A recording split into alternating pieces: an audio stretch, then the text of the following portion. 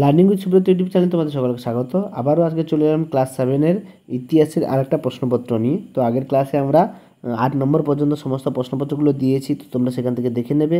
কোনো সমস্যা থাকলে কমেন্ট বক্সে আমাকে জানাবে। তো চলো প্রশ্নপত্রগুলো কী বলেছে। পাল যুগের শিল্পরীতিকে বলা হয় কি না প্রাচ্য শিল্পরীতিকে প্রাচ্য শিল্পরীতি, ঠিক আছে, প্রাচ্য শিল্পরীতি। বাংলা ভাষা জন্ম হয় যে ভাষা থেকে, সেটা আছে কোন ভাষা থেকে বাংলা ভাষা জন্ম? উত্তর হবে মগধী অপভ্রংশ থেকে, মগধী অপভ্রংশ থেকে। তারপরে কি বলেছে, আমুক্তলাদ্য গ্রন্থটি যে ভাষায় রয়েছে তেলেগু ভাষায়। দরবারে সিদ্রা পারিষদ প্রথা চালু করেন কে? গিয়াসউদ্দিন বলবন। শাসক হয়ে সুলতানি উপাধি নেননি কে? খিজির খান। পাতশাহ নামক গ্রন্থটি রচনা করেন কে? না আব্দুল হামিদ লাহোরি, আব্দুল হামিদ লাহোরি। এরপরে কি বলছে বাংলা 12 ভূঁইয়া বিদ্রোহ করেছিলেন জাহাঙ্গীরের আমলে, 12 ভূঁইয়া বিদ্রোহ।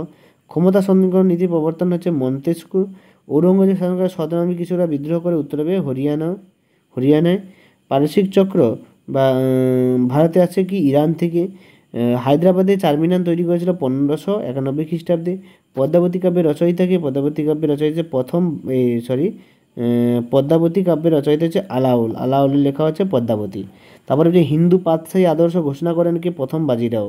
ঔরঙ্গজেবের ধর্মীয় নীতি বিরোধিতা করেছিলেন কে? না গুরু তেগ বাহাদুর, ঠিক আছে। তারপরে কি বলছে দেখো, শ্রীধর লেখা গ্রন্থের নাম কি? সুদীপ্তি কর্ণমিত। শ্রীলক্ষিত কোথাকার আচার্য ছিলেন? উত্তর উদন্তপুরী। বাংলা ইলিয়াসী শাহের বংশের প্রতিষ্ঠাতাকে? শামসুদ্দিন ইলিয়াস, ঠিক আছে, শামসুদ্দিন ইলিয়াস। এর পরের প্রশ্ন কি বলেছে দেখো না, সম্রাট আকবর কবে 10 সালা ব্যবস্থা চালু করেন? উত্তরে 1580 খ্রিস্টাব্দে। দাখিল দরওয়াজা তৈরি করেন কে? না নাসরউদ্দিন শাহ। মুঘল শিল্পীদের মধ্যে কার ছদ্মনাম ছিল মিষ্টি কলম? উত্তর হবে আব্দুস সামাদ। এরপর দেখো ড্যাশ পূরণগুলো দিয়েছে। রাজ্য সরকারের নির্বাচিত হয় দেশের দ্বারা, রাজ্য সরকার নির্বাচিত হয় কিসের দ্বারা? ভোটের দ্বারা, ঠিক আছে। তো বিধানসভার দ্বারা নির্বাচিত, বিধানসভা ভোটের দ্বারা। মিনিয়েচার বলতে কি অনুচিত্র বোঝা হয়? ভারতের সংবিধান জনক হচ্ছে ডক্টর বি আর আম্বেদকর। ড্যাশ সালে শিবাজী ঔরঙ্গজেব পুরন্দর সন্ধি স্বাক্ষরিত 1665 খ্রিস্টাব্দে। শ্রী চৈতন্য চরণামৃত গ্রন্থটি লেখা হয়েছে কৃষ্ণদাস কবিরাজ। তারপর বলছে নিজামুদ্দিন আহমেদ লেখা তবকাদি আকবরী, এটা ভুল। আকবরের শাসনকালে উচ্চপদস্থ মনসবদের বলা যায় কি? এটা সম্পূর্ণ ভুল।